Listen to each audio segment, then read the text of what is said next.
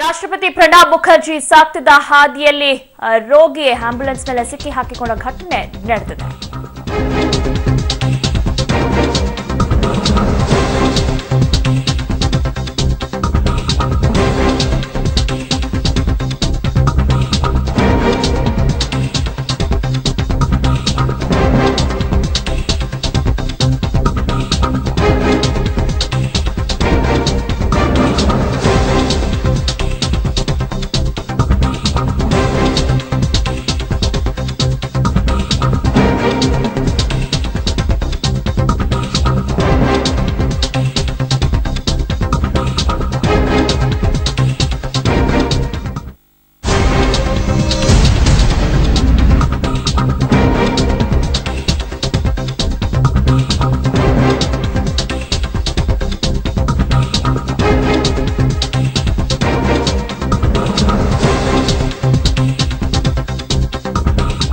ರಾಷ್ಟ್ರಪತಿ ಪ್ರಣಬ್ ಮುಖರ್ಜಿ ಸಾಕ್ತಿದ್ದ ಹಾದಿಯಲ್ಲಿ ಆಂಬ್ಯುಲೆನ್ಸ್ ಸಿಕ್ಕಿ ಹಾಕಿಕೊಂಡಿದೆ. ದೇಶದ ಮೊದಲ ಅಪ್ರಜೆಯ ಆಗಮನದ ವೇಳೆ ಆಂಬ್ಯುಲೆನ್ಸ್ನಲ್ಲಿದ್ದ ರೋಗಿ ಒದ್ದಾಡಿದ್ದಾನೆ. ವಿಧಾನಸೌಧದ ಎದುರು ರಾಷ್ಟ್ರಪತಿಗಾಗಿ 10 ನಿಮಿಷಗಳ ಕಾಲ ಝೀರೋ ಟ್ರಾಫಿಕ್ ವ್ಯವಸ್ಥೆಯನ್ನು ಕಲ್ಪಿಸಲಾಗಿತ್ತು. ಆ ಸಂದರ್ಭದಲ್ಲಿ ಈ ಘಟನೆ ನಡೆದಿರುವಂಥದ್ದು. ಭಾರತೀಯ ವಿಜ್ಞಾನ ಸಂಸ್ಥೆಯ ಘಟಿಕೋತ್ಸವಕ್ಕೆ ಆಗಮಿಸಿದ ರಾಷ್ಟ್ರಪತಿ ಆ ಸಂದರ್ಭದಲ್ಲಿ ಝೀರೋ ಟ್ರಾಫಿಕ್ ಅನ್ನು ಕಲ್ಪಿಸಲಾಗಿತ್ತು. ಆಗ ರೋಗಿ ಆಂಬ್ಯುಲೆನ್ಸ್ನಲ್ಲೇ ಸಿಲುಕಿ ಒದ್ದಾಡಿದ ಘಟನೆ ನಡೆದಿದೆ ಇವತ್ತು.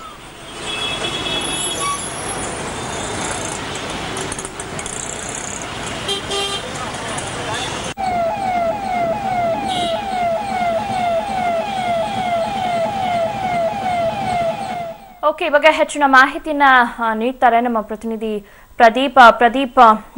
ನಿಜಕ್ಕೂ ಈ ಸಂದರ್ಭದಲ್ಲಿ ತುಂಬಾ ಕಷ್ಟ ಆಗುತ್ತೆ. ಝೀರೋ ಟ್ರಾಫಿಕ್ ವ್ಯವಸ್ಥೆಯಲ್ಲಿ ಸಂಪೂರ್ಣವಾಗಿ ಎಲ್ಲ ಟ್ರಾಫಿಕ್ನ ಒಂದ್ ಕಡೆ ಇದು ಮಾಡಿರ್ತಾರೆ. ಸೊ ಆಮೇಲೆ ಏನಾಯ್ತು? ದಿವ್ಯಾ, ಇವತ್ತೇನು ರಾಷ್ಟ್ರಪತಿ ಅವರು ಹಲವು ಕಾರ್ಯಕ್ರಮಗಳ ನಿಮಿತ್ತ ಇವತ್ತೇನು ಬೆಂಗಳೂರಿಗೆ ಆಗಮಿಸಿದ್ರು.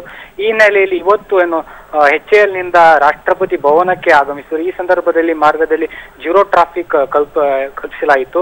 ಆದ್ರೆ ಈ ಸಂದರ್ಭದಲ್ಲಿ ಝೀರೋ ಟ್ರಾಫಿಕ್ ಇರೋದ್ರಿಂದ KR ಸರ್ಕಲ್ ನಿಂದ ಒಂದು ಆಂಬ್ಯುಲೆನ್ಸ್ ಬರ್ತಿತ್ತು. ಸುಮಾರು 10 ನಿಮಿಷಗಳು ಹೆಚ್ಚು ಕಾಲ ಈ ಆಂಬ್ಯುಲೆನ್ಸ್ ಈ ಝೀರೋ ಟ್ರಾಫಿಕ್ ಹಿನ್ನೆಲೆಯಲ್ಲಿ ನಿಂತಿತ್ತು.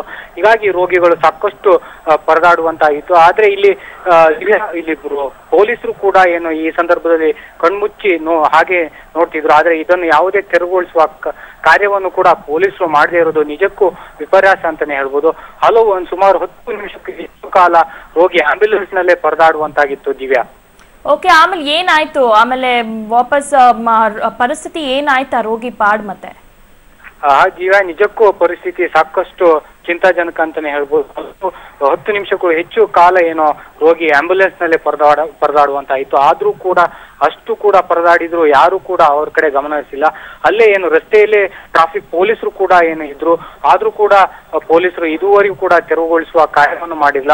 ನಂತರ ರಾಷ್ಟ್ರಪತಿ ಅವರು ಹೋದ ನಂತರನೇ ಟ್ರಾಫಿಕ್ ಸಿಗ್ನಲ್ ಅನ್ನು ಬಿಡಲಾಯಿತು. ಬಿಡ ನಂತರ ರೋಗಿ ಹೋಗುವಂತಾಯಿತು. ಆದ್ರೆ ಕಳೆದ ಬಾರಿ ರಾಷ್ಟ್ರಪತಿ ಅವರು ಎಂಟ್ರಿ ಕೊಟ್ಟಿದ್ರು ಈ ಬೆಂಗಳೂರಿಗೆ. ಈ ಸಂದರ್ಭದಲ್ಲಿ MG ರೋಡ್ ಅಲ್ಲಿ ಟ್ರಿನಿಟಿ ಸರ್ಕಲ್ ನಲ್ಲಿ ಕೂಡ ಇದೇ ರೀತಿಯ ಒಂದು ಘಟನೆ ಮರುಕಳಿಸಿತ್ತು. ಆದ್ರೆ ಈ ಸಂದರ್ಭದಲ್ಲಿ ಅಲ್ಲಿದ್ದ PSI ಒಂದು ಚಾಣಾಕ್ಷತನದಿಂದ ರೋಗಿಯನ್ನು ರಕ್ಷಣೆ ಮಾಡುವ ಕಾರ್ಯವನ್ನು ಮಾಡಿದ್ರು. ಆ ಸಂದರ್ಭದಲ್ಲಿ ಪೊಲೀಸರು ಯಾವುದೇ ರೀತಿಯ ಕಾರ್ಯೋನ್ಮುಖರಾಗಿಲ್ಲ. ಆದ್ರೆ ಓಕೆ ಪ್ರದೀಪ, ಧನ್ಯವಾದಗಳು ತಮ್ಮೆಲ್ಲ ಮಾಹಿತಿಗಾಗಿ.